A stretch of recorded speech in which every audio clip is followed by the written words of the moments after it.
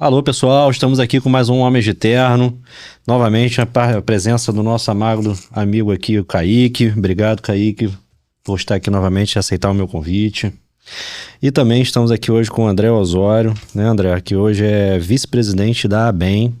E eu vou pedir para você, né, explicar um pouco mais, né, da ABEM e o André Osório. Obrigado, Paulo. Primeiro, queria agradecer pelo convite, né, para participar desse podcast. A você e ao Kaique, amigos de mestrado, amigos da vida. E minha trajetória é muito focada na questão da energia, né? Eu tenho quase 27 anos trabalhando no setor energético. Já passei por algumas empresas e hoje, como vice-presidente da ABEM, segundo vice-presidente da ABEM, entrando no segundo mandato, numa associação que promove, né, a energia nuclear no Brasil, promove a pesquisa, promove a inserção do nuclear dentro da matriz elétrica energética brasileira, que pensa no futuro, que pensa projeto.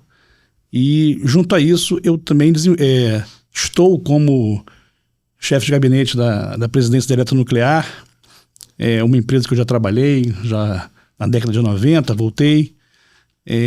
Minha história na energia, ela começa na década de 90, onde eu entrei na Eletronuclear como economista da Eletronuclear, na área de planejamento. Depois eu passei lá 10 anos e entrei por concurso na EPE, Empresa de Pesquisa Energética, uma empresa vinculada ao Ministério de Minas e Energia, uma empresa que trabalha com pesquisa. Então, eu sou pesquisador também. Estive no MME, Ministério de Minas e Energia, por quase 4 anos, onde nós fizemos aquilo que eu acho que toda pessoa que entra para o setor, por qualquer setor, sendo ele energia, infraestrutura, qualquer tipo de setor, tem que pensar, que é política pública. O Brasil precisa pensar em política pública, e isso, dentro do MME, me deu essa oportunidade de enxergar a energia, enxergar como você trabalhar a energia no âmbito de política pública, né? De você trazer o bem-estar para a população, trazer oportunidades, emprego, renda. Isso é uma coisa que foi muito importante para mim. Depois eu volto para a Eletronuclear, agora cedido da EPE, e para trabalhar em grandes projetos que a gente vai ter a oportunidade de falar aqui, né? Como Angra 3, como a extensão de vida de Angra 1, como pensar o futuro da energia nuclear. Às vezes é muito difícil, né? A gente ter um raciocínio de gestão, ter um pensamento de gestão, ter um pensamento à frente, num quesito de pesquisa. A gente já falou várias vezes aqui, né, Kaique? Voltado para esse sentido, a gente está entrando, no seu caso, né, André, numa instituição pública, né? Que a gente parte do pressuposto, né, histórico de que não tem uma organização muito legal. Aí você está me trazendo um ponto de vista que eu achei muito interessante, né?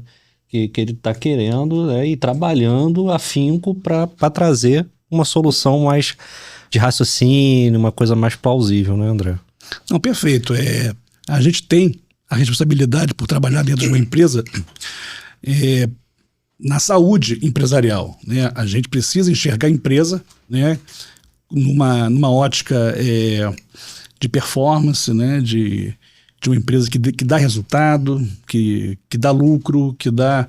Enfim. Mas também a gente tem que pensar pela ótica, sendo que a energia nuclear é uma energia onde a União exerce o monopólio em algumas partes desse cluster nuclear, que não é só a geração nuclear. Quando você fala em energia nuclear, você tem que pensar no combustível, né, que tem uma empresa única no Brasil que promove, que fabrica esse combustível, que é a Indústrias Nucleares do Brasil, a INB.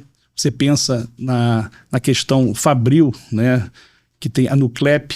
Você pensa na questão da medicina nuclear, você pensa na questão do submarino nuclear, de propulsão nuclear que a Marinha desenvolve, o RMB, né, que é a questão da saúde, e como que essa saúde é importante, né? Hoje a gente utiliza materiais que são importados, e a gente está no movimento hoje de nacionalizar através de um reator multipropósito.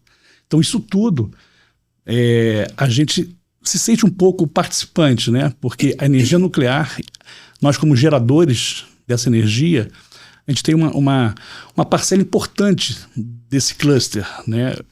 Eu vou te dizer que a geração nuclear ela é responsável por grande parte do emprego, grande parte do consumo de urânio, grande parte da mão de obra. Então, mas o que eu quero dizer é que a gente não pode pensar isso de uma forma isolada. Nós participamos dentro de um contexto, né, mais amplo, de um programa nuclear brasileiro. André, entendeu? Eu vou voltar um pouquinho no André pelo André, tá? Que eu acho legal a gente falar, porque você tem várias veias aí, você tem uma veia técnica, essa tua dedicação à gestão, às pessoas, né? Servindo ao nosso país também, eu acho isso fantástico. Você, além do mestrado aqui que você tem na Escola de Engenharia da Universidade Federal Fluminense, você também tem uma especialização em Portugal, não é isso? Sim. E também participação num livro super legal que tem vendido bastante. Queria que você falasse um pouco pra gente aí. Aí é muito aquela veia do pesquisador, né, que está dentro da gente, né? Então, eu não trabalho apenas na questão empresarial. A gente pensa também, como eu falei, aquela veia de pesquisador te propicia você participar de alguns projetos interessantes. Eu estive assim, em Portugal, né? Eu fiz lá um mestrado na parte de economia industrial, que me deu uma possibilidade de enxergar um pouco, né, como que a indústria está ligada com a geração, isso tudo é importante. E também participei de alguns livros, na verdade, né? Eu participei de um livro que fala sobre sustentabilidade, que é uma coisa que a gente fala bastante. Não pode deixar de falar. Não pode falar. O nuclear participa disso intensamente. Afinal, é uma energia que não gera, né, CO2, é uma energia limpa, né? Então, somando todos esses conceitos, né, de ESG e tudo, eu consegui trazer para dentro de um livro, dentro de um capítulo de um livro, essa visão nuclear, né, e como que o nuclear participa desse mundo sustentável que a gente está vivendo. Qual é o nome do livro depois? Você deixa registrado para a gente. Eu vou te passar o nome do livro, né, que é Energia Sustentável. Então, eu vou te passar depois, né, todos os dados do livro. Eu participei como coautor, né, desse livro. Legal. E pela EPE também diversos trabalhos, né? Inclusive participei de um livro sobre energia térmica, né? Porque energia nuclear é uma energia térmica, como qualquer outra forma de energia, como gás, como a biomassa, como carvão. O que muda só é o combustível, né? Então, participei de um projeto também bem interessante na EPE, de um livro que nós editamos lá, que fala sobre a energia térmica, né? E é isso, quer dizer, alguns artigos feitos, né? Algumas participações. Acho que a gente não pode deixar nunca, né? E também vocês, como mestres, também participam de vários livros. Kaique também, eu sei que Kaique é um escritor aí nato, aí, que tem vários trabalhos aí, não só na área de energia, né, Kaique, diversos. Sim. Mas é isso, quer dizer, a gente sempre procurando, né, trazer para dentro do nosso mundo energético, né, ideias, insights de outras áreas, né, que possam, vamos dizer assim, melhorar a nossa compreensão sobre o que é energia hoje. Porque a gente está falando de energia nuclear, né? Isso acaba assustando um pouco, né, as pessoas, né, nessa tangente, né, o André? A gente vê casos que ocorreram de problemas com energia nuclear no Japão, em outros países, né, no mundo, e isso acaba trazendo uma sensação de medo, né, em alguns pontos. E a gente está aqui hoje para tentar desmistificar um pouco isso, né? Eu já engato nessa questão aí importante, né? Eu assim, André, aí tô levando o contexto de geopolítica, né? O nosso papo. Imaginando um mundo que consome mais de 17 bilhões de megawatts por ano e que demanda quase 10% de crescimento ao ano. Energia nuclear é uma opção ou é uma obrigação? E aí, complementando essa questão, né, nós tivemos recentemente o caso desse acordo da Alemanha com a Rússia de compra de gás, estava tudo perfeito, uma relação excelente entre esses dois países e a Alemanha recuando na produção de energia, um país pequeno, não tem muito para onde ir, né? E de repente vem uma guerra e muda o contexto e faz a Alemanha repensar. Então, a questão é uma opção ou é uma necessidade a gente prosseguir para a energia nuclear? Fala um pouquinho para a gente. Não, muito boa. Entramos agora então na geopolítica, que eu acho que é a parte mais interessante. A parte mais interessante. Mais interessante é onde o nuclear se posiciona de uma forma estratégica dentro desse mundo que está vivendo hoje, né? O Paulo falou da questão do medo, né? Primeiramente, respondendo ao Paulo, a questão do medo, da insegurança, né? Esse sim é uma grande questão que o nuclear precisa trabalhar. Aí eu faço aqui uma meia-culpa, né, do setor, que ele precisa se comunicar bem, tá? E principalmente no mundo onde você está enxergando fontes renováveis como uma solução de problemas, fontes limpas como soluções de problemas, e o nuclear precisa estar nessa mesma pegada, nessa mesma página das renováveis, tá? Porque eu acho que o nuclear, ele exerce hoje uma função importante. A Agência Internacional de Energia, a Agência Internacional de Energia Atômica reconhece o nuclear como um importante vetor para a transição energética, um importante vetor de descarbonização.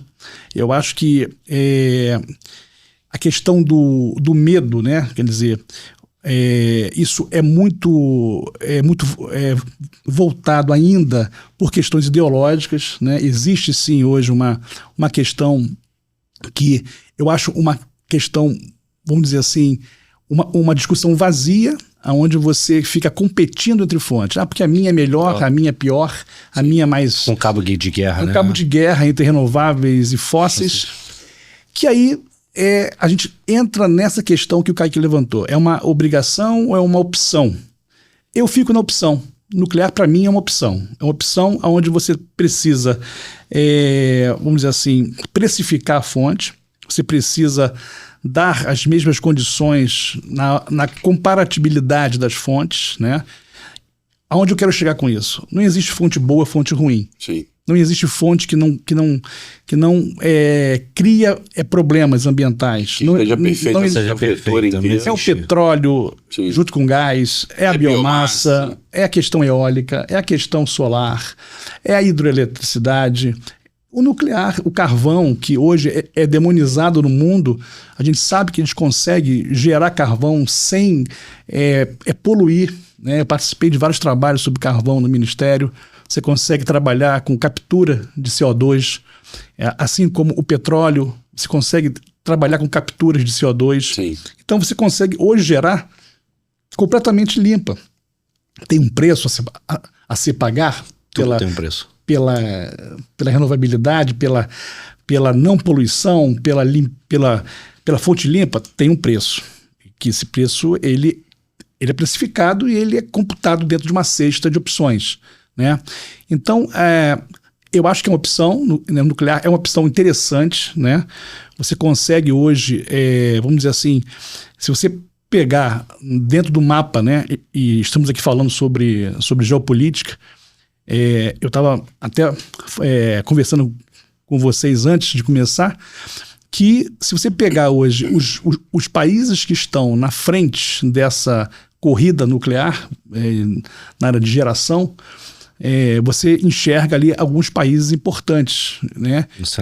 No cenário mundial, que inclusive pertence aos BRICS. Você vê uma Rússia ainda muito forte, você vê a Índia crescendo, a China é grande em tudo, é grande em todas as fontes. De tecnologia, como já foi citado. Não, brutal. China, eu tive a oportunidade de ficar um mês na China visitando várias usinas nucleares, várias empresas dentro do setor nuclear, de mineração, de grandes fábricas, e você fica impressionado. Vamos falar de China, André? Eu gosto. Eu acho que é legal, assim, teve um insight interessante, assim. Você citou aí, né, cara, a grandeza, o tamanho do país, várias frentes, um país que veio sofrendo. Em 74 o Brasil era 3 Chinas, né? E a gente fala aí de pouco mais de 50 anos, quase a segunda maior economia aí, encostando nos Estados Unidos e com sinais de sustentabilidade no sentido da questão econômica, né? A China é um país que ainda lida com carvão muito forte, mas tem várias frentes verdes, renovação de fazendas que antes eram desertos e tudo mais, né? E a gente sabe também do problema da bateria, né? Por mais que você se esforce, se incline para energia em espécie, energia em storage, né? A bateria também é um problema para o mundo, o descarte da bateria também é um problema para o mundo, né? Até que ponto a gente aqui no Brasil, né? A gente, com vários tipos de fontes de energia, elogiada no mundo inteiro, uma das melhores matrizes do mundo, né? Até que ponto é interessante isso? Acho que é um bom passo a gente crescer e se inclinar para o carro elétrico agora. O caminho do Brasil é o híbrido. Como é que você vê isso? Esse é uma boa chance de falar sobre isso, que vai entrar um pouco na área de planejamento energético, né? Nós temos aí, a EPE acabou de lançar para consulta, né, e já está fechando, né, o Plano Decenal de Energia 2034, um trabalho maravilhoso que a EPE realiza, né, junto com o PNE 2050, onde você traça, vamos dizer assim, estratégias para médio e longo prazo. A questão da bateria é uma questão muito, muito recente, né, muito presente quando você pensa em planejamento energético. Você tem que pensar a bateria como uma forma de você transitar, criar backups, criar possibilidade de armazenamento. Contingência. Por quê? Né? Porque você percebe hoje que existe um crescimento muito grande, não só no Brasil, o Brasil é um reflexo do mundo, da questão da eólica e da solar. Sim. Né? Hoje em dia, solar e eólica não é mais nenhuma novidade, são fontes bastante já maduras, né? E que não apavora ninguém. Não apavora ninguém, é uma fonte madura, já está presente aqui há muitos anos. O Brasil é excelência na energia eólica onshore, caminhando para offshore. Né? A bateria é um caso interessante porque agora a EPE está pensando, né, o Ministério de Minas e Energia está pensando um leilão de baterias. Né? A gente hoje, vamos dizer assim, para quem não sabe, o crescimento das fontes no mercado regulado, o ACR, é feito por leilões. Chamou de já há muitos anos, né? Uhum. Desde o início do governo Lula, que a gente faz... a gente cresce através de leilões e agora você tem um mercado livre muito grande, muito forte também, crescendo a passos gigantes. Né? Então a bateria hoje ela está sendo pensada como uma possibilidade de você justamente conter essa intermitência, essa variabilidade de solar e eólica. Então você tem a bateria como um parceiro nessa armazenagem de energia. Não faz sol o dia inteiro, não venta o dia inteiro. Então você precisa de um backup, você precisa de uma bateria perto dessa geração. Hoje o Nordeste é sabidamente uma região, né, onde a renovável é muito forte, né, principalmente os parques eólicos.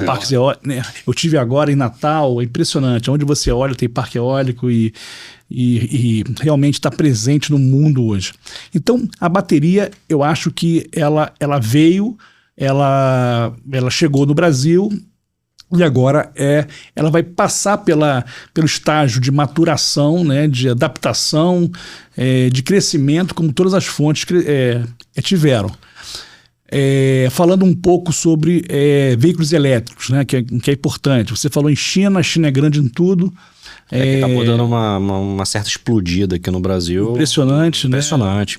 Então, marcas, né, de Índia, China entrando no nosso mercado e a gente, de certa forma, né, eu não vejo ainda, né, uma cidade como a nossa aqui, onde nós estamos gravando podcast, que ainda não tem uma estrutura para aceitar esse tipo de... Por isso que eu acho que assim... de tecnologia, né? E eu acho que isso tá fazendo um paralelo com o que você estava comentando, da questão geopolítica, BRICS e matriz energética brasileira. O cenário brasileiro aqui dentro olhando o que está acontecendo lá fora. Você acha que isso é uma possibilidade de solução, que a gente está tentando buscar mais tecnologia, buscar mais soluções alternativas para dentro do nosso país, né? Perfeito. Isso vai muito no que o Kaique falou, né? A questão de veículos elétricos, né? Enfim, a gente enxerga, pelo menos eu enxergo, que existe uma certa evolução. Até você chegar no 100% elétrico, eu acho que o Brasil ele tem uma coisa que o mundo não tem, que se chama etanol. Perfeito. O mundo não tem etanol. Os Estados Unidos tem milho, perfeito, mas que não é uma coisa. Então, por que a gente migraria, ignoraria, pularia um passo importante nosso, que é o etanol, aonde você poderia estar trabalhando, né? E eu acho que a tendência é essa, e o Brasil caminha justamente para isso. Primeiro, é uma eficientização dos carros a combustão, dos motores a combustão. Eu acho que isso é um primeiro passo, né? Os motores são muito ainda... tem uma performance muito aquém. Então você melhora, né, essa parte dos motores a combustão passando para o veículo híbrido flex. Então você consegue hoje trabalhar com híbrido de uma forma muito interessante. Você vai estar incentivando o etanol e vai estar incentivando a tecnologia que você falou. Então você consegue fazer o híbrido flex como uma ponte, né? Sim. Até chegar no 100% elétrico. Então eu acho que esse pulo, né, ainda vai demorar um pouco. Do híbrido leve, né? Substituindo o alternador pelo gerador, né? Justamente.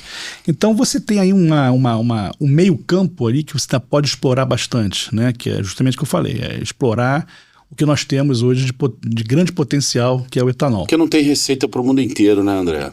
Justamente. Esse ponto que você falou é super interessante, assim, acho curioso, eu adoro discutir isso, que a gente também sabe dos problemas que a eólica está levando para as fazendas, pessoas que estão atormentadas com aquele barulho que é 24 horas daquelas hélices, está evoluindo para impactos ambientais também, né? E quando a gente olha, né, para o tripé da sustentabilidade, né, aí eu tenho que cruzar ambiental com social e econômico, né? Latinha é muito legal, porque a latinha tira a latinha da rua, né? Economicamente é legal também, porque vende-se aquilo, mas socialmente o cara que está tirando latinha não tá legal, né? A gente tem algumas coisas para consertar, né? E aí o Paulo comenta, pô, mas e a gente incentivando o consumo de carro elétrico sem ter a infra? Andei BR-040 300 km, tinha 2 postos só, com uma única estação. E aí eu pergunto, imagina essa estação se não está funcionando e eu tô lá amarradão no meu híbrido plug-in. Aí você liga pro seu seguro. Por isso que tem que caminhar, né? Justamente. Tem que caminhar. É isso, quer dizer, eu acho que tem um longo caminho ainda pela frente, né? Eu acho que você foi preciso, Kaique, quando você falou, não existe... receita pronta para nenhum país. Cada país precisa explorar suas potencialidades, né? Eu acho que, voltando um pouco para a energia, quando você fala em explorar potencialidade, eu falei do etanol, hoje o Brasil tem a matriz elétrica mais heterogênea e mais invejada do mundo, né? né? Nós somos hoje o que os países europeus querem ser daqui a 30, 50 anos. A gente está muito na frente, né? E isso, então, quando você fala em transição energética, e sou um pouco novo, né, para quem desconhece o mundo da energia, a gente já pratica a transição energética desde as primeiras hidrelétricas, na década de 60. Já vem queimando casca de arroz, usando o licor negro da celulose, a cana-de-açúcar lá em 70, né? O pró-álcool de 70, o boom das eólicas no Proinfa, a questão da MMGD, né, explodindo. A gente parte então da ideia de que o Brasil é uma referência, né? Sim, é uma referência. Eu venho escrevendo bastante sobre uma questão sobre descarbonização da economia, né? Eu enxergo esse tema um tema importante, mas quando você fala em descarbonização da economia, você tem que pensar em todos os setores, né? Econômicos. Então, você tem hoje o setor elétrico, ele é altamente renovável. Ele não, os esforços que a gente precisa fazer não são tão grandes como esforços que você precisa estar fazendo para a indústria e para o transporte, que são os grandes vilões hoje das emissões, né? Tirando o desmatamento. Então, hoje você tem que pensar a descarbonização, no meu modo de ver, muito focado nessa questão industrial. Como que a gente conseguiria substituir, né, um carvão siderúrgico, né, um diesel, né, enfim, um querosene, diversos tipos de poluentes por uma energia mais renovável e mais limpa. E que seja eficaz também, né? Que seja potente, que gaste menos para produzir o mesmo. Aí é que entra uma tecnologia nuclear interessante, que a gente precisa falar aqui, que se chama o Small Modular Reactor. São os pequenos reatores modulares. É o que a gente vem trabalhando nos bastidores, né? Existem hoje muitos projetos, né? Existem plantas em aperfeiçoamento. Não existe hoje uma experiência operacional de SMR no mundo. Existem países que estão se lançando mais rápido. Seria para um determinado nicho na planta. Justamente. Aqui eu consigo... Você consegue, através de pequenos módulos de geradores, né, de mini e micro, justamente, são modulares, e você pode levar, por exemplo, um reator pequeno, vamos supor, para um lugar isolado. A Rússia já faz isso na Sibéria.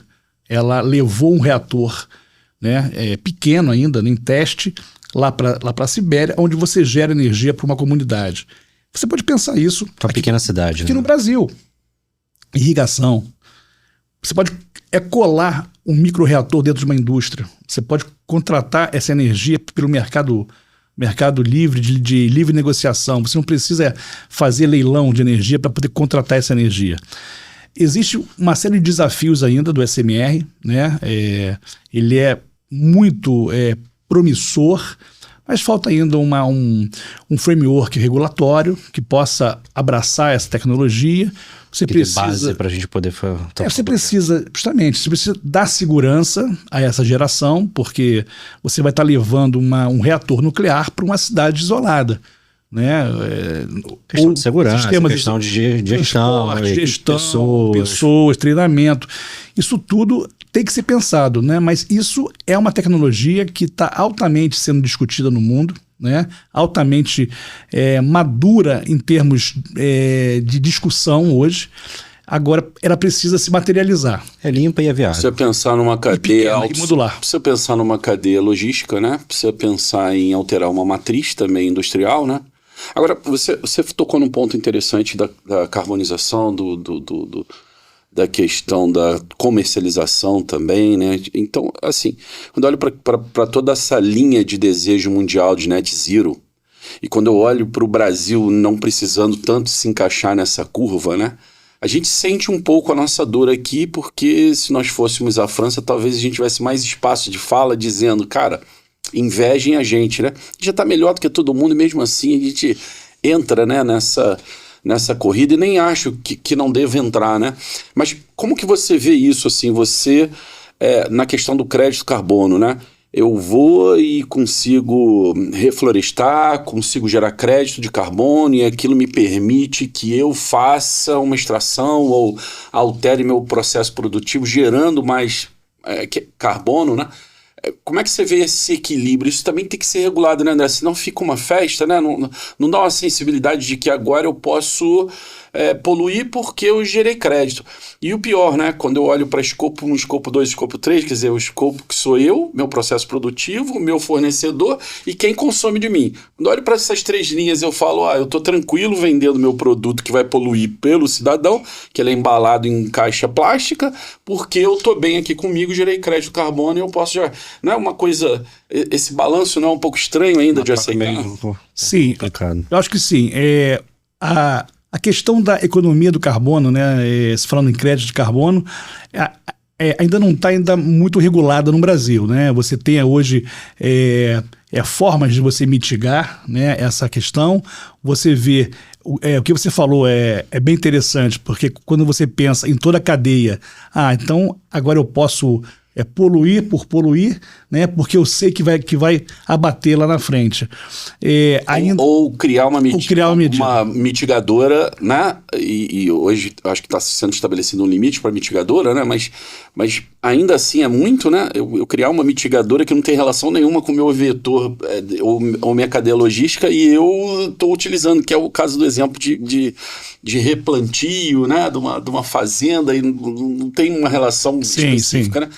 Mas é interessante. Não, perfeito. E você tem hoje formas de mitigar, né? Eu dei uma solução interessante, que é o SMR, que você não precisa estar entrando na questão de precificação de carbono, de crédito de carbono, mas você pode estar expandindo a tua indústria, você pode, ao você ampliar a tua linha de industrial para atendimento a essas comunidades isoladas, a essas indústrias, você está criando mercado, você está criando emprego. Eu defendo muito essa ótica, né? Eu acho que o crédito de carbono te possibilita você estar explorando a tua atividade com uma cabeça mais limpa, mais tranquila, mas você não está gerando mais emprego, nem mais renda, nem mais distribuição. Estagnado. Justamente. Eu acredito que por ter pouco passado pelo MME e ter essa visão um pouco de política pública, né?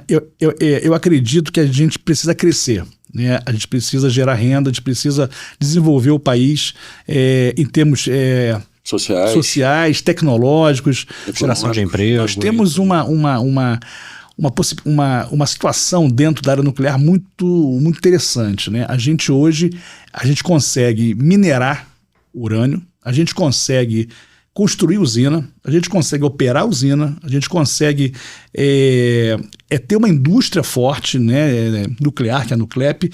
Você consegue hoje, um dos poucos países, né, junto com os Estados Unidos, China e Alemanha, de você ter desde a mineração até a geração. Você domina todas essas áreas. Nós temos hoje uma mão de obra altamente treinada, qualificada, que consegue trabalhar desde a mineração até a tua geração de energia. Para a gente poder entender um pouco,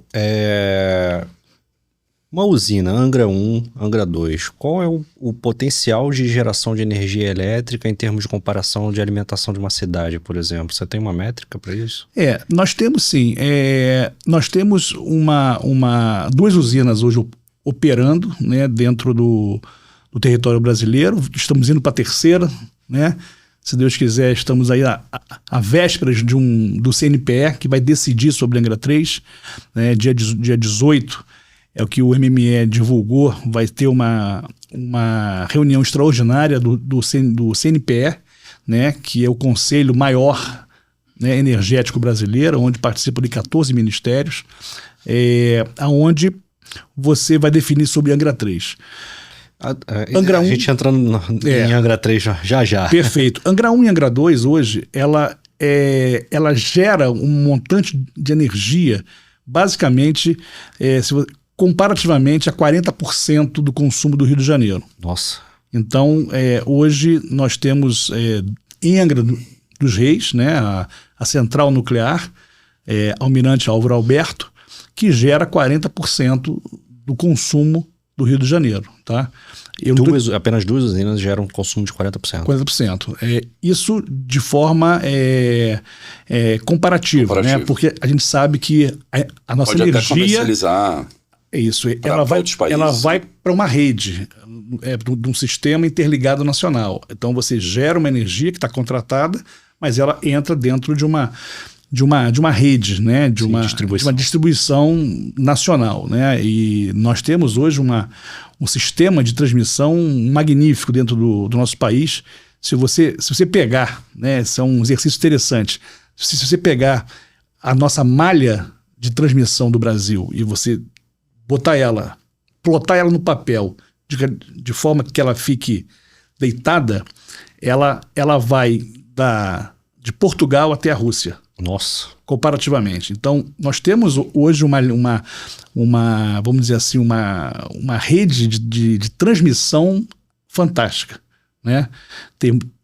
Nós temos ainda um sistema isolado que ainda não está totalmente interligada, mas ela está a caminho de estar 100% interligado em breve. Então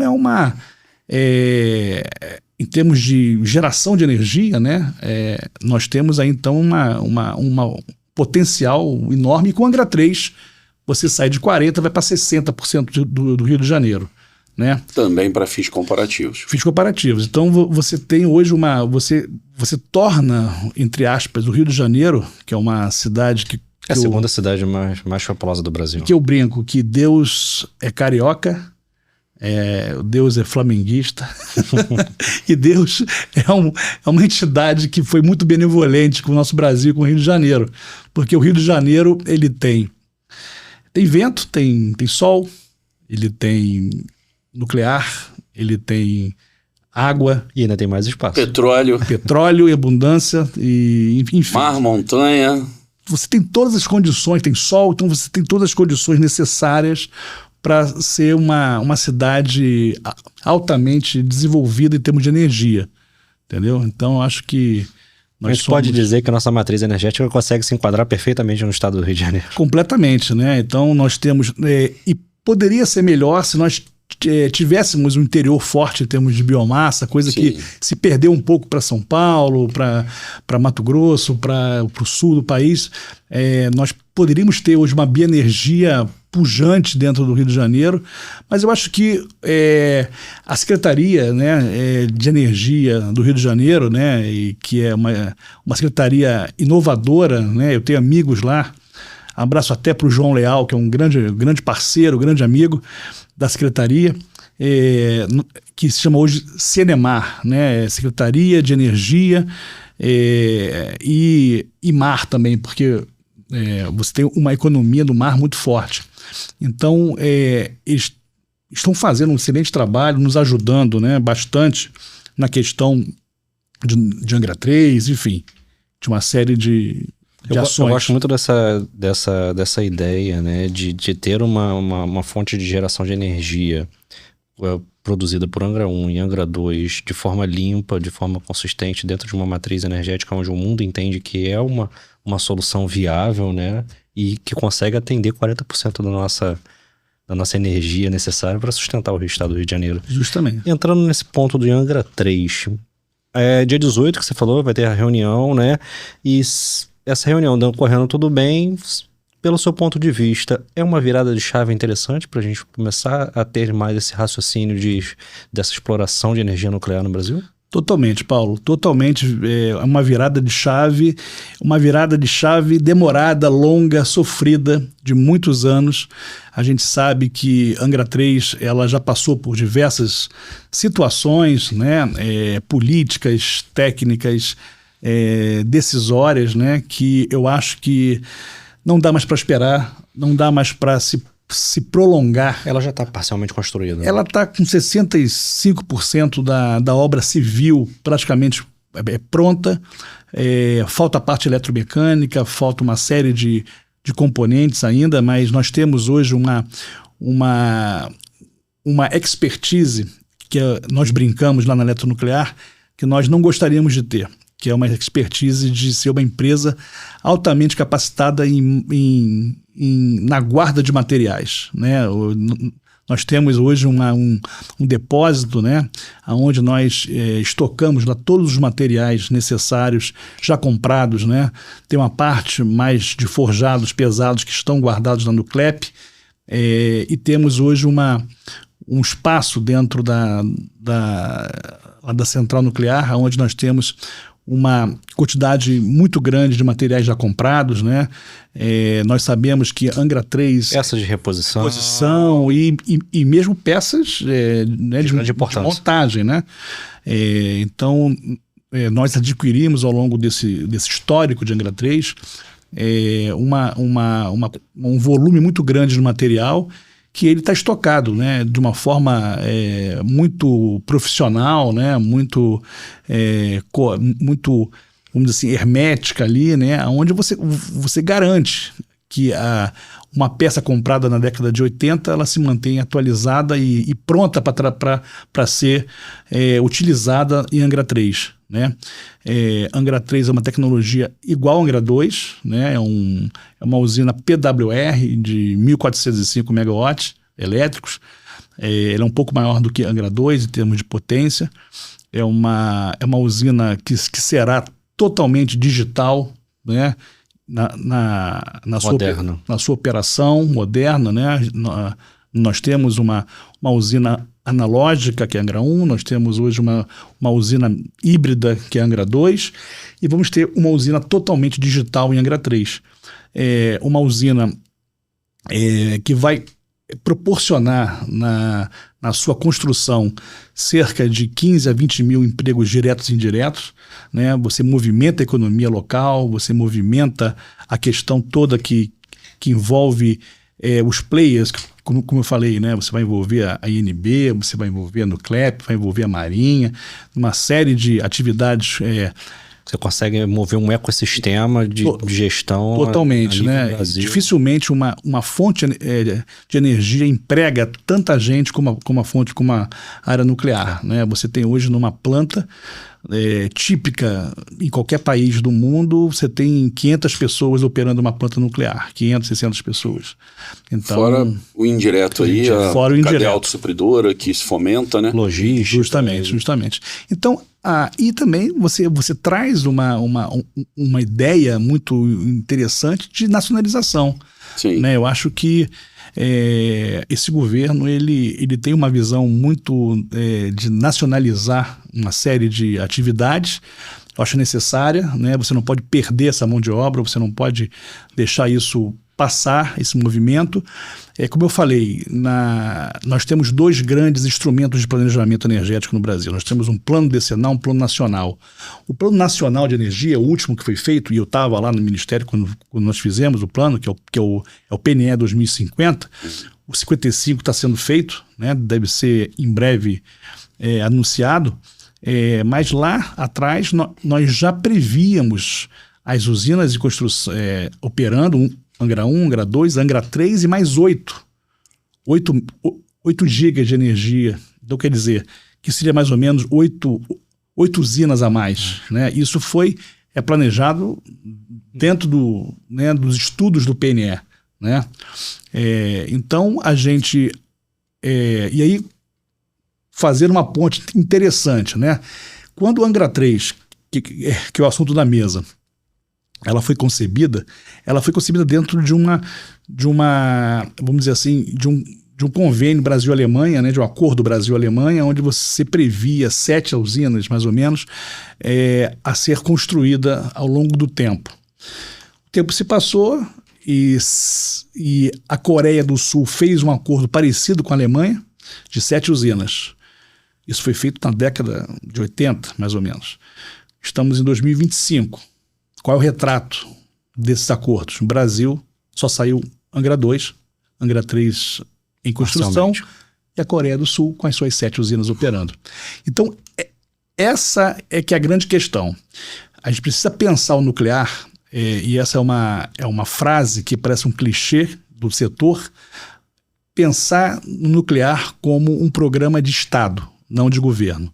É por isso que quando você pensa em governo, você tem stop and go. Muda o governo, vamos pensar melhor se vale a pena construir. Vamos aprimorar. Ainda não, vamos aprimorar o projeto, vamos voltar e vamos para a mesa. Vamos para a prancheta. Tal. O que falta para isso é a reguladora assumir, né? As reguladoras, eu acho que é exemplo do que tem acontecido na presença do anidro, né? E ninguém para isso, já passamos por uns 4 governos e cada vez mais existe a presença de anidro na gasolina, né? O álcool anidro, que não é o álcool hidratado, né? E a gente percebe também, aí é um projeto de governo, talvez a gente tenha que trabalhar melhor isso, que já avisou a pecuária que não é para crescer mais, porque já cresceu o que precisava crescer. Já tem o terreno que precisa e não avançar mais sobre a floresta amazônica, como estava acontecendo, destruindo biomas, enfim, com aquele famoso correntão, né?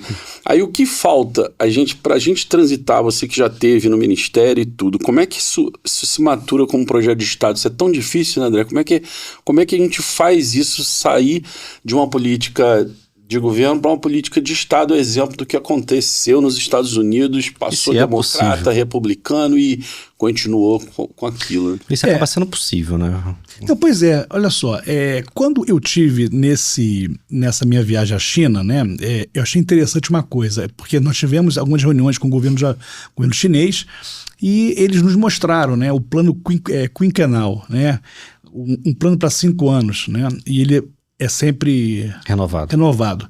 E aí você tem nesse plano de governo, né, de 5 anos, a ordem, faça.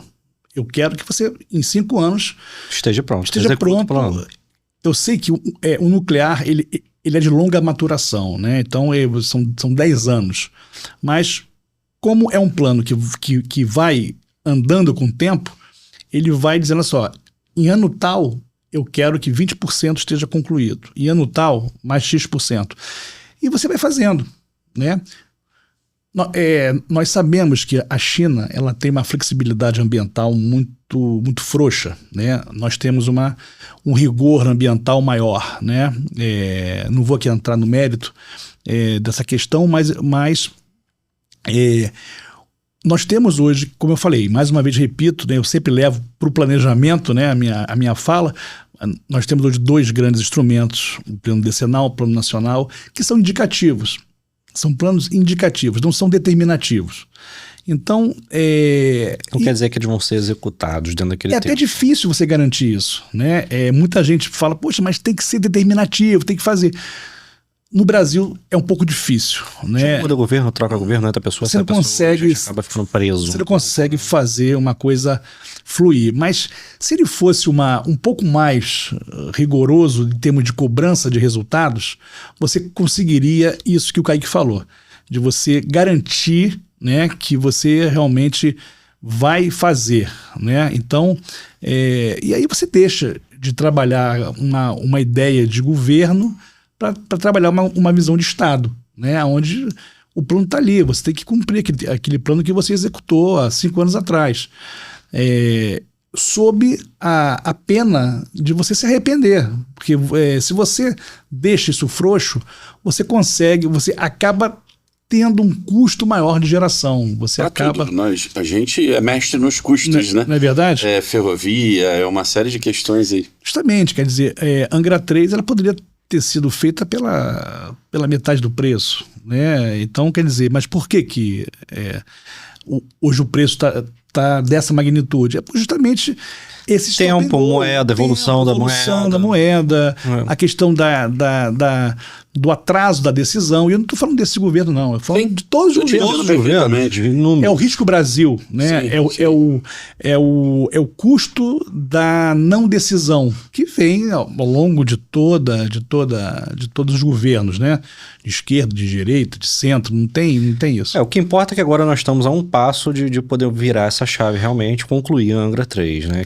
Que é um ponto de virada de chave para o Brasil começar a entrar nessa questão energética nuclear. É ponto de virada, né? É o primeiro passo. Porque você não pode também pensar em novas tecnologias sem você concluir Angra 3, né? É uma coisa que muitos falam, mas poxa, tem que dissociar, né? Vamos dissociar o SMR de Angra 3. Na minha visão é muito difícil, né? Você não pode levar para o governo mais um projeto, sendo que o projeto anterior não está acabado. Perfeito. Então vamos terminar Angra 3, né? Depois a gente passa para um novo passo. E a gente vai pensando, vai amadurecendo o SMR, né? A gente não pode ser também a gente chama de, poxa, você vai ser o boi de piranha, você vai ser o primeiro país a lançar o SMR. Existem vários países que já estão estudando e, como eu falei, em construção, né, bastante avançados, né? Os Estados Unidos, a China, a Rússia, tem países que já largaram muito na frente e a gente vai seguir nosso tempo, né? Nós não somos um país afortunado, né, em termos de recursos financeiros, né? Então nós temos que fazer escolhas, né? E nada mais quando você monta o teu planejamento energético do que você fazer escolhas baseado em custos, baseados em tecnologias disponíveis, baseados em recursos energéticos disponíveis, para você tomar uma decisão, Né? Então, quer dizer, o que é mais barato hoje? Você construir uma hidrelétrica, construir uma térmica a gás ou você construir uma nuclear? Então, isso tudo tem que ser pesado, mas qual é a minha crítica? Que você não pode pensar só em custo. Você precisa pensar em desenvolvimento, em emprego e renda. Impacto ambiental. As externalidades positivas de cada projeto. Então, quer dizer, quando você preço, leva, né? não é só preço. O preço é um componente importante, claro, porque isso vai impactar lá na frente para o consumidor.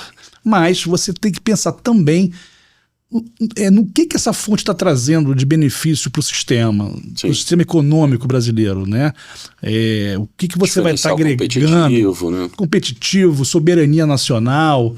O submarino, poxa, vale a pena você investir em submarino? Atração de investimento. Você não está construindo um submarino para você entrar numa guerra. Perfeito. Você está fazendo isso. Você está investindo para quê? Para você ter um gap tecnológico, porque esse reator de propulsão ele vai se valer para ser um SMR no futuro. Perfeito. Você não precisa entrar em guerra.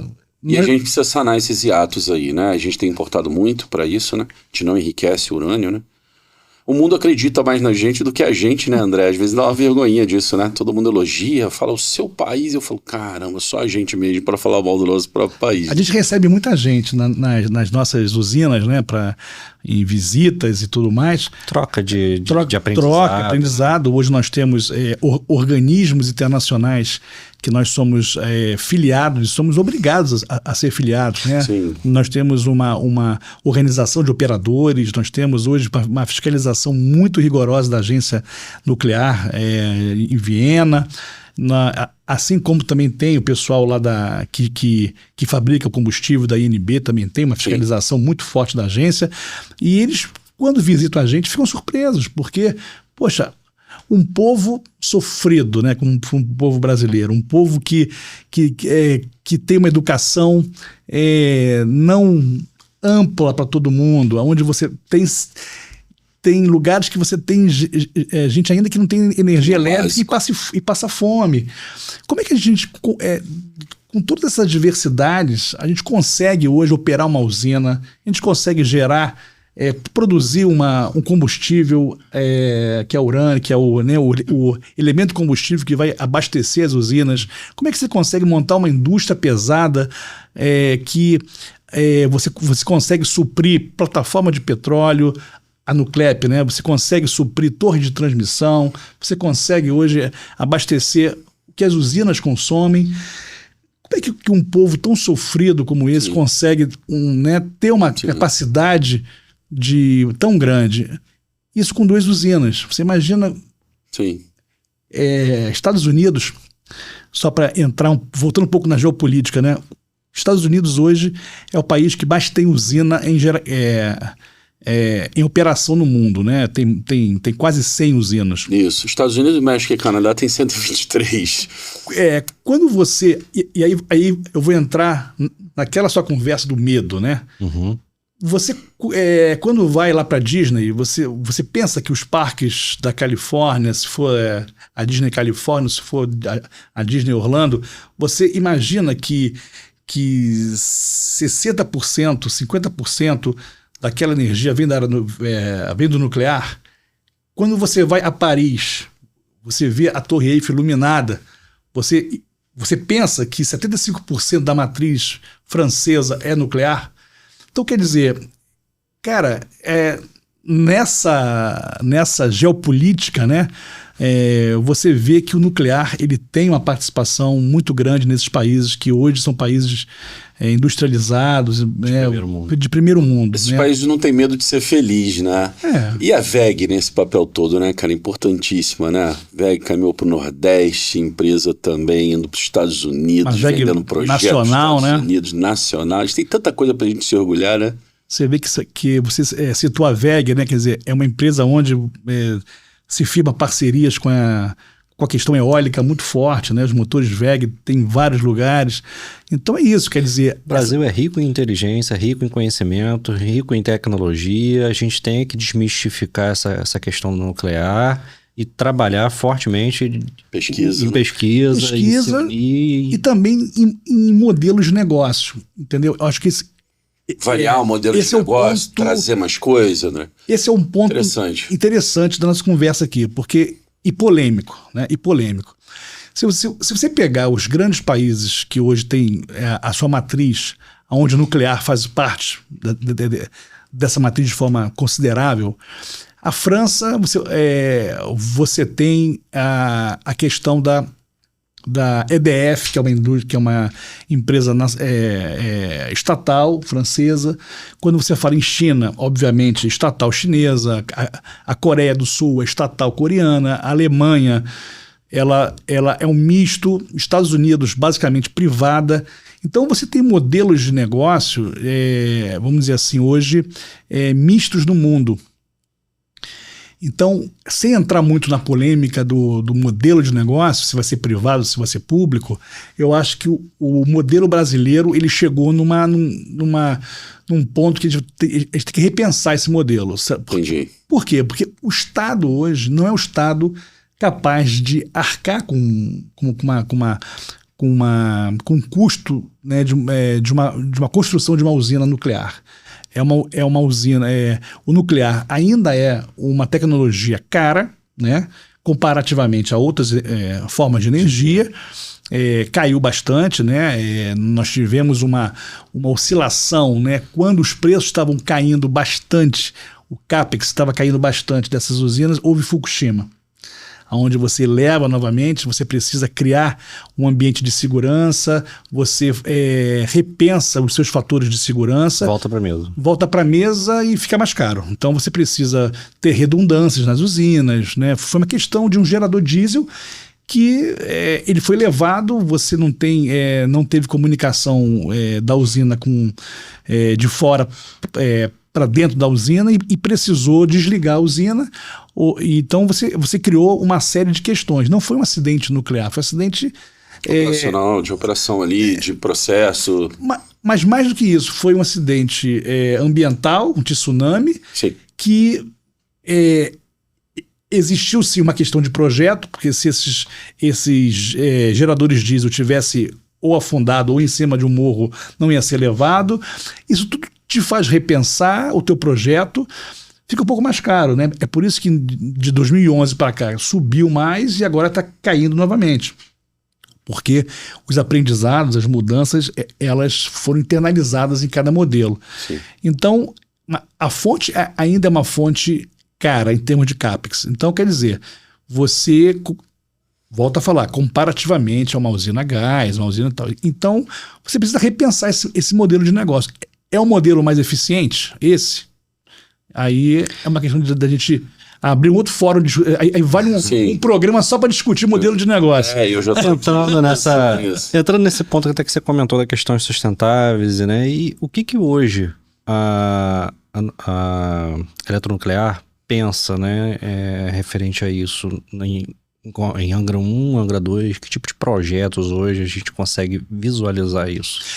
Hoje nós temos alguns projetos em andamento, né? Alguns projetos obrigatórios para você garantir a licença de operação das usinas de Angra 1 e Angra 2 e o projeto de instalação de Angra 3.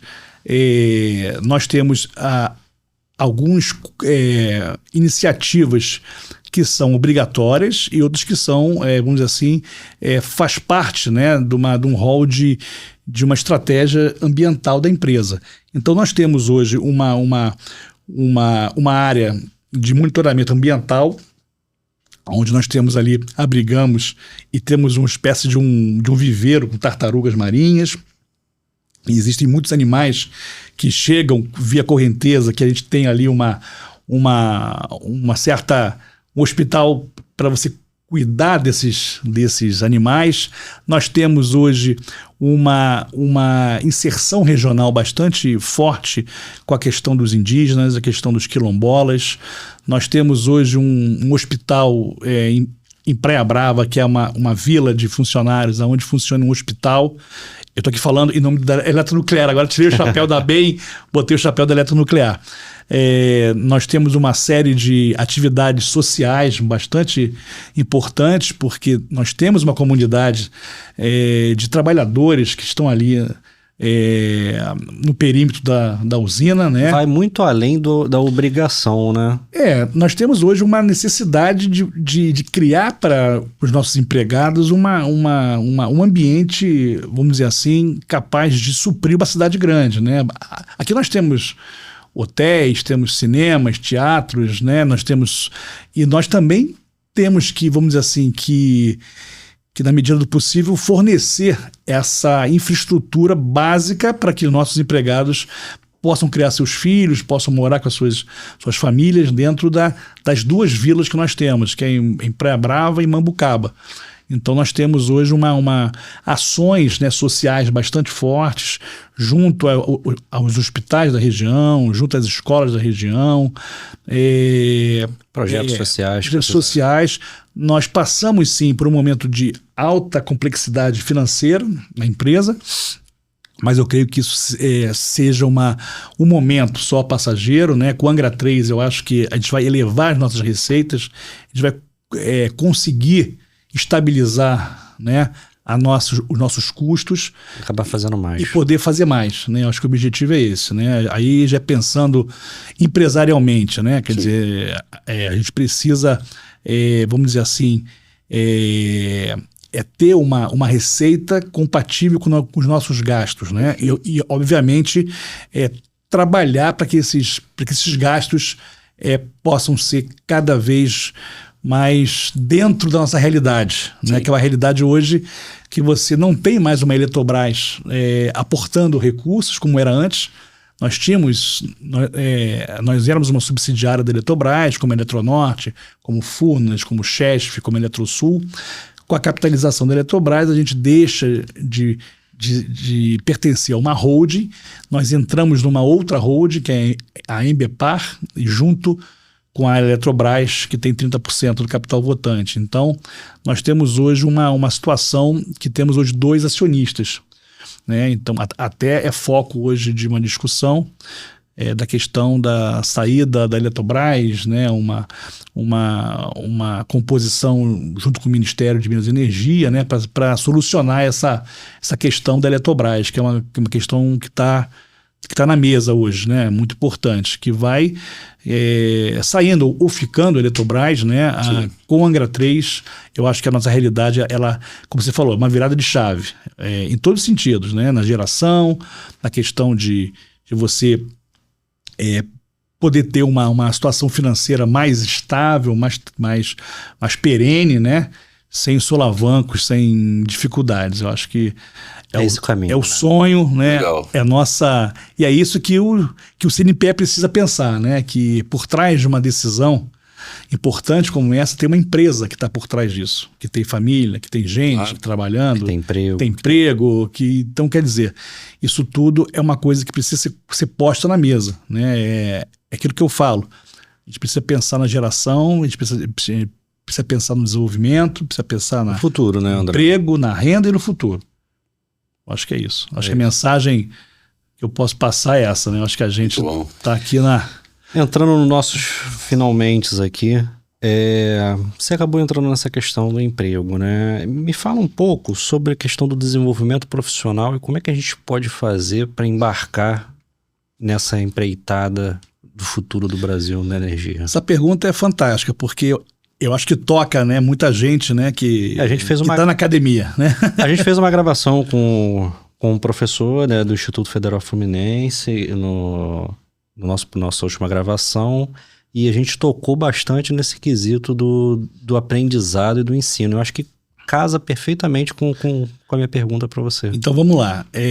A questão nuclear é uma questão que você precisa ter uma mão de obra assim, em constante renovação. Por que eu falo isso? Porque o quadro do setor nuclear, tanto a geração quanto a questão da parte de combustível e da parte também de material pesado, aí eu estou falando eletronuclear, INB no CLEP, e a própria CNEM também como órgão regulador, né, que agora, né, nós temos uma autoridade nuclear recém constituída, né, isso foi um avanço muito grande para o setor. Então, hoje nós temos a CNEM trabalhando nos seus estudos de pesquisa, nós temos uma autoridade nuclear visando a questão de salvaguardas, as questões de regulação mesmo, né? E hoje nós temos uma situação complicada em termos de centros de pesquisa, vou dizer assim, de universidades, né?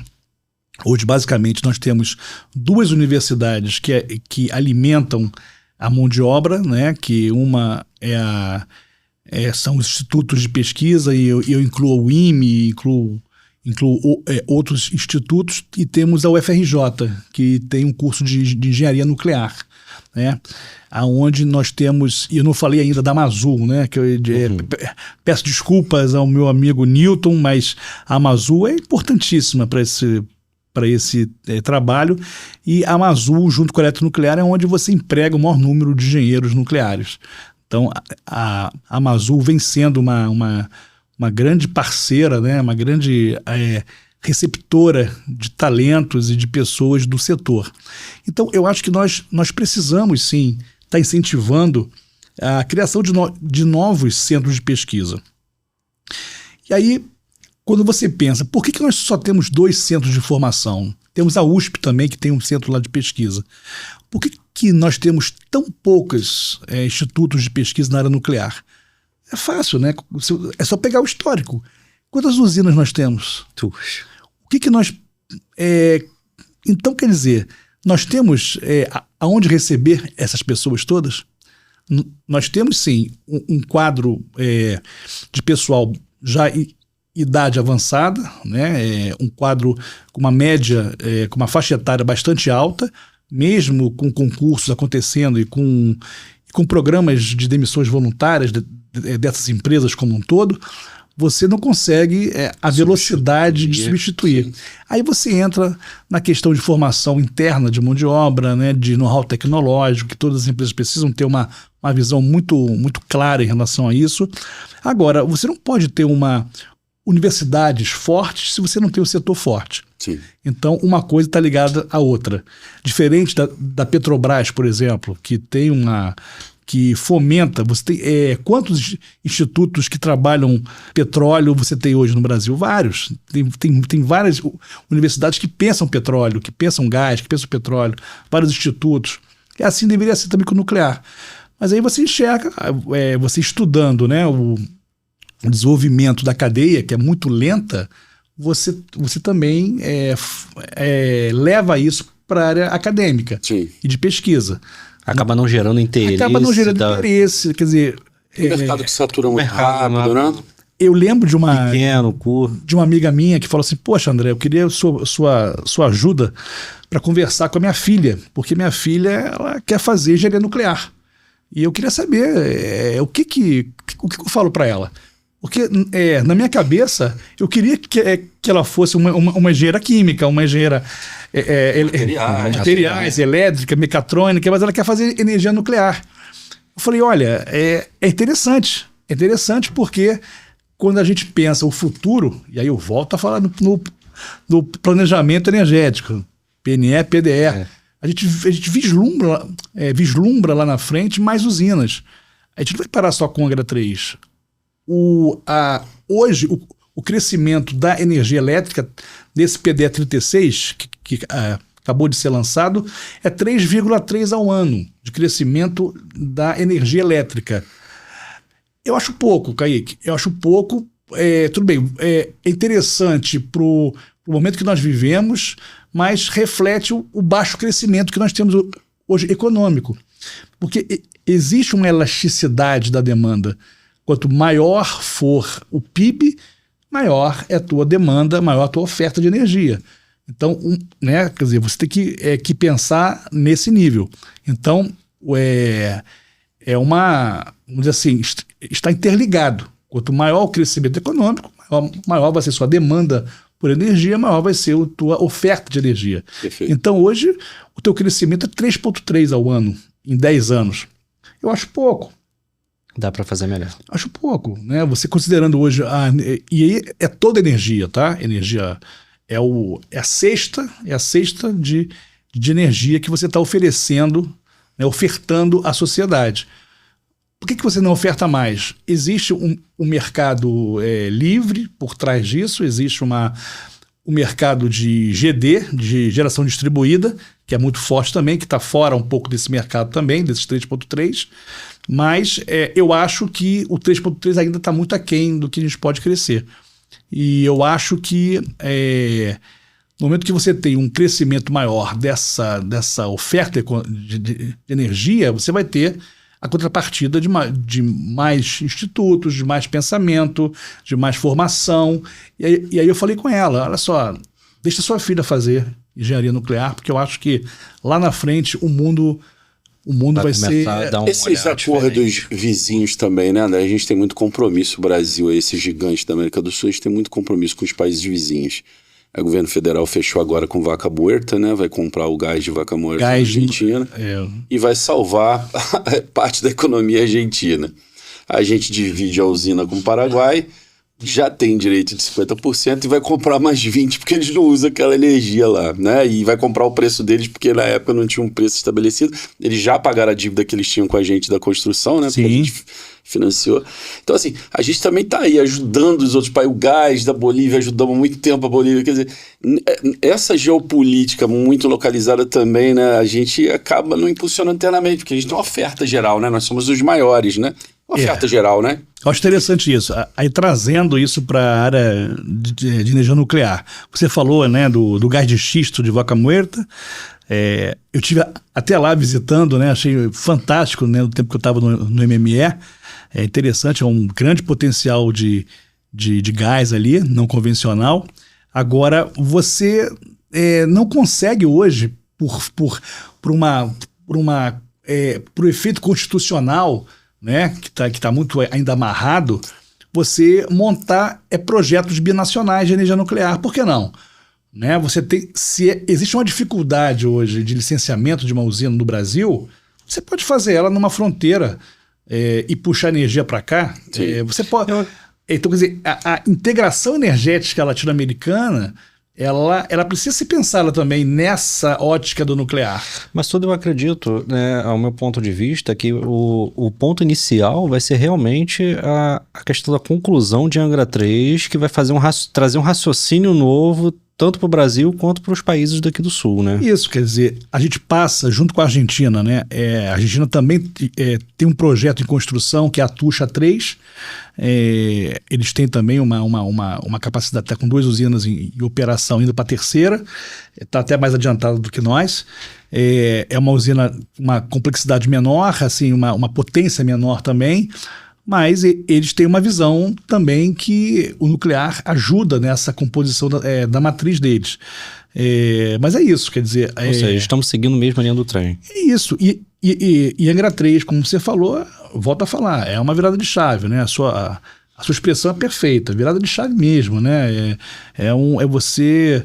começar depois de Angra 3, a criar uma condição interna, né, para que novos projetos entrem, né, como esse, né, e você pode hoje gerar energia sem jogar ela para o grid, né, que a gente chama de off-grid, né, que são gerações que estão fora do sistema interligado. É jogar na indústria, é jogar no transporte, por que não?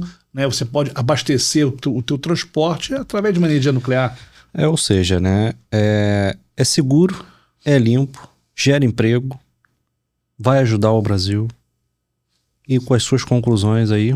São todas as qualidades, quer dizer, e compõe uma matriz diversificada, né, quer dizer, você ajuda, né, você utiliza essa fonte também dentro de um sistema energético onde você vai dar segurança, porque é uma energia de base, é uma energia firme, é uma energia que está dentro do centro de carga do Rio de Janeiro, entre Rio, São Paulo e Minas. Você vai ter um fator de capacidade, de disponibilidade de 90%, e isso garante a tua energia de base, você sustenta a tua geração através de fontes firmes, né? Quer dizer, você tem hoje uma hidrelétrica que tem um fator de capacidade de 50%, o gás 60%, o eólico do sul 30%, do nordeste 40%, a biomassa 40 e o nuclear mais de 90. O que significa isso? Que 90% do tempo ela está gerando no talo. Entendi.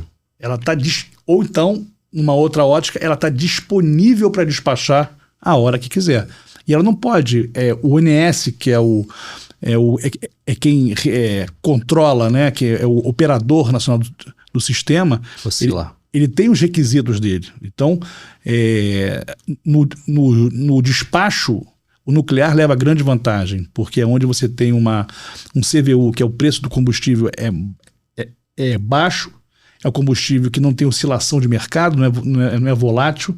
Você compra o combustível, ele é precificado grande parte em inflação nacional, IPCA, não é dólar. Então você tem hoje um combustível muito bem posicionado, né, estável, né, nacional, e você gera 90% do seu tempo de geração. Você não oscila. Então você sempre trabalha na base do sistema. Então, com 3 usinas, mais forte você fica, podendo até deslocar a hídrica para fazer modulação. A modular você carga. Funciona novos negócios. Entendeu? Você tira a participação, vamos dizer assim, da geração da linha convencional, né? Hídrica, que hoje está caindo, né? Nós já fomos 60%, 50%, hoje está em quase 40%. Quer dizer, um pouco mais de 40%, quer dizer, então, ela está caindo. Aumentou diesel, né? E as outras fontes crescendo, solar, eólica. Até diesel aumentou, né? Acho que no governo Dilma, acho que foi o diesel por causa da questão de escassez hídrica, né? Então você precisa acionar as térmicas de uma forma mais forte. O futuro é promissor, né? Kaique, você gostaria de dar suas conclusões?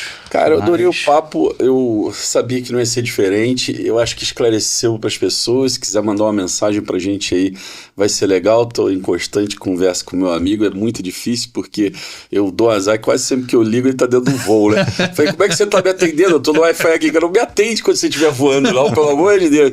Mas nessas idas aí e vindas a gente tem colocado o nosso papo em dia. Sim. Cara. Eu, assim, muito feliz, obrigado aí pela tua gentileza de estar aqui com a gente, viu, cara? Pra mim foi uma experiência ótima. Perfeito, André. Mais uma vez, agradeço a sua presença, foi maravilhoso. Gostaria de dar mais uma conclusão final para nosso podcast. Bem, só agradecer, né, a vocês, né, sucesso aqui para o Homem de Terno, né, que é uma iniciativa fantástica, Paulo. Acho que vocês vão ter muita gente sentada aqui dando testemunho, né, profissional, de vida, né, porque não é só profissional que nós conversamos, né, a gente falou da formação, né, e tudo mais.